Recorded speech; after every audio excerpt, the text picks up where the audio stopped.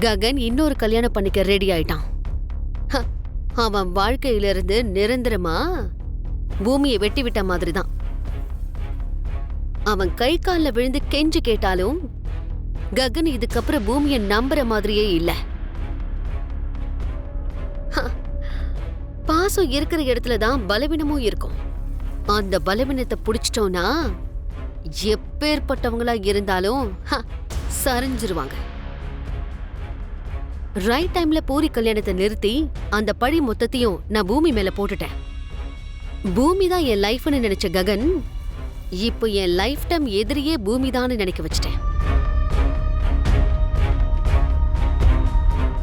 இதுக்கப்புறம் அந்த பூரியும் பூமியாலதான் என்னோட கல்யாணம் நின்னு போச்சுன்னு நினைச்சு பூமிய பூரி பக்கத்துல கூட நெருங்க விடுறதில்ல. அதனால அந்த பூரியாலயம் கூட ககனை விட்டு பூமி பிரியற மாதிரி இருக்கு. எந்த பக்கம் செர்ரி விஷயத்திலயும் பூமி லில்லியை கண்டுபிடிக்கிற நிலைமையே ஏற்படாது. அந்த லில்லி எங்க இருக்காங்கிற சான்ஸ பூமிக்கு நான் கொடுக்கவே மாட்டேன். சரி, எப்படியோ ஒரு வழியா கஷ்டப்பட்டு லில்லிய கண்டுபிடிச்சாலும் லில்லிய அவ அப்பாவுக்காக செத்தாலும் வாய திறக்க மாட்டான்.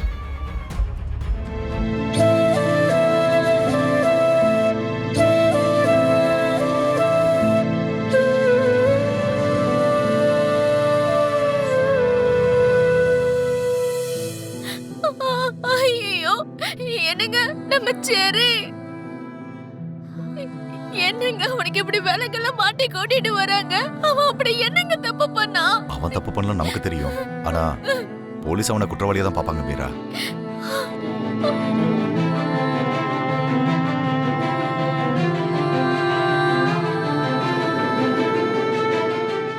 கான்ஸ்டபிள்ஸ், இவனை கோர்ட்ல சப்மிட் பண்ணுங்க. பார்த்து கூட்டு போங்க.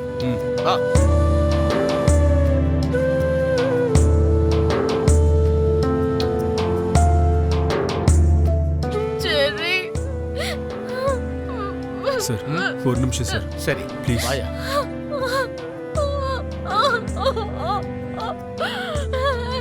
செர்ரி, என்னடா இது? ஏன்டா இப்படி ஆயிட்ட? உன்னை இப்படி ஒரு நிலைமையில பாப்பேன்னு நான் கனவுல கூட நினைக்கல செர்ரி. அம்மா, எனக்கு ஒண்ணும் இல்லம்மா. நான் எந்த தப்பும் பண்ணல. நீ இப்படி அழாதம்மா.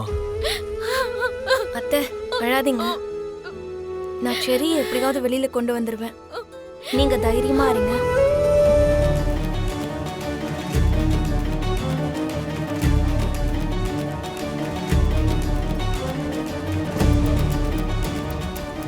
செர்ரி, ஏண்டா இப்படி பண்ண? வீட்ல உங்க எல்லாரையும் நான் ஒரே மாதிரி தானடா வளர்த்தேன். குழந்தை பருவத்துல நீ நடக்காம இருந்தப்போ உன்னுடைய விரல் பிடிச்சு நான் நடக்க வச்சது இந்த மாதிரி கோட்டுப்படி ஏறதுக்கு தானா?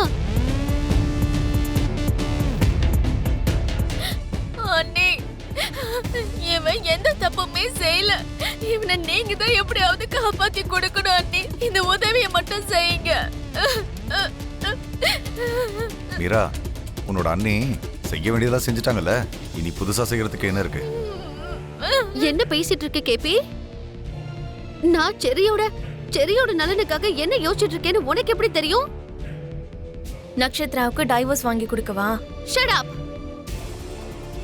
இவன் என் மருமகன், என்னோட மாப்பிள்ளை.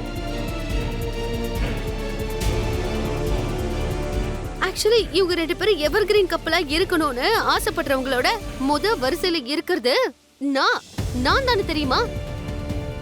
நீங்க அப்படியே ரொம்ப கவலைப்பட்டு ரொம்ப ஃபீல் பண்ற மாதிரிலாம் பர்ஃபார்ம் பண்ண வேண்டிய அவசியம்லாம் இல்ல. பூமி ஏற்கனவே லாயர்கிட்ட எல்லாம் பேசிட்டா. செர்ரியை சீக்கிரமாவே நாங்க வெளியே கொண்டு வந்துருவோம்.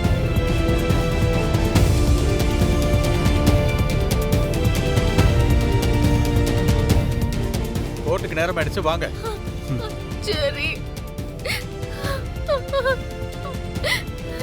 அண்ணே. மீரா, கவலைப்படாத.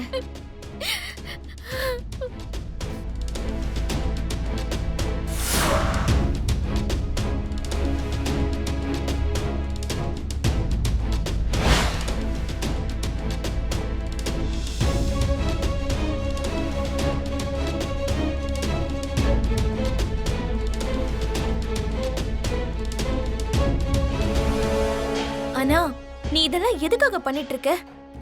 நீ என்ன எதிர்பார்ப்போட பண்றேன்னு எனக்கு தெரியாது. எங்க பாரு, உனக்கு ஏதாவது ப்ராப்ளம் இருந்தா அதை என்கிட்ட சொல்லு, நான் அதை சரி பண்றேன். அதை விட்டுட்டு நீ அபூர்வா சொல்ற மாதிரி ஆடி உன்னை ஆட்டி படைக்கிற இந்த ஆட்டத்துல கடைசியில நீ ஏமாந்து போய் நின்னுடாத.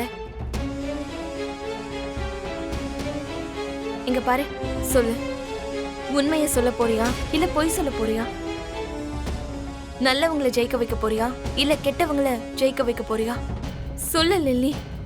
அது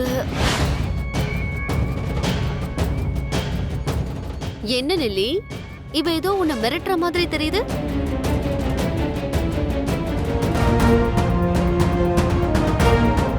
யுவர் ஆனர், பாதிக்கப்பட்ட பொண்ணு தெளிவா சொல்றாங்க. நம்பிக்கையோட கூட்டிட்டு போய் அந்த பொண்ணை பலவந்தமா பலாத்காரம் பண்ணிருக்காரு. இது ஒரு பிளான் பண்ண குற்றம். ஐயோ, இதெல்லாம் பொய் யுவர் ஆனர், சொல்றதெல்லாம் பொய். அப்புறம் உன்னை அந்த பொண்ணை தான் கெஸ்ட் ஹவுஸுக்கு கூட்டிட்டு போனாங்களா? அவங்க தான் விருப்பப்பட்டு உங்ககிட்ட உடல் ரீதியா தப்பா நடந்துக்க முயற்சி பண்ணாங்க. நீ வேண்டாம் வேண்டாம்னு சொல்லியும் கேட்காம அவங்க உன்னை தொந்தரவு பண்ணாங்க. இதெல்லாம் பண்ணிட்டு கடைசியா அவங்களே கத்திட்டாங்களா? ஆமா, அவதான் கத்துனா. அப்ப அவங்களுக்கு என்ன பைத்தியம்னு சொல்றீங்களா? இல்ல sir, plan. Shut up.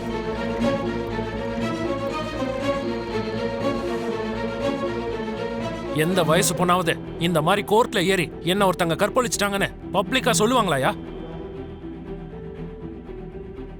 Your honour, இந்த கேஸ்ல பாதிக்கப்பட்ட லில்லி அப்புறம் குற்றம் சாட்டப்பட்ட செரி 2 பேரும் ஒருத்தருக்கு ஒருத்தர் நல்லா தெரிஞ்சவங்க.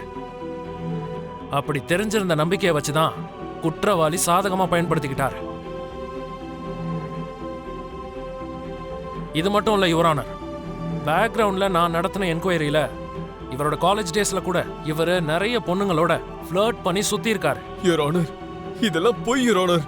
தயவு செஞ்சு நான் சொல்றது கேளுங்க ப்ளீஸ்.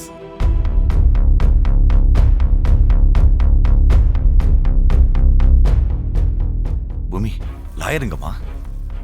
வந்துட்டு இருக்காருன்னு நினைக்கிறேன் மாமா. வர வழியில டிராஃபிக்கா இருந்திருக்கும். எனி டிஃபென்ஸ் லாயர் இப்போ உங்க வாதத்தை ஆரம்பிக்கலாம். பிராசிகியூஷன் தரப்போட சாட்சி ஆதாரங்களின்படி குற்றம் சாட்டப்பட்டவருக்கான குற்றச்சாட்டுகள் தெளிவா இருக்கிறதுனால குற்றவாளி செரி செஞ்ச குற்றத்தை பரிசீலனை பண்ணதுல அவரை குற்றவாளின்னு அறிவிச்சு குற்றவாளிக்கு 10 வருடங்கள் கடுங்காலம். டிஃபென்ஸ் லாயர் இருக்காங்க யுவர் ஆனர். கொஞ்சம் இருங்க.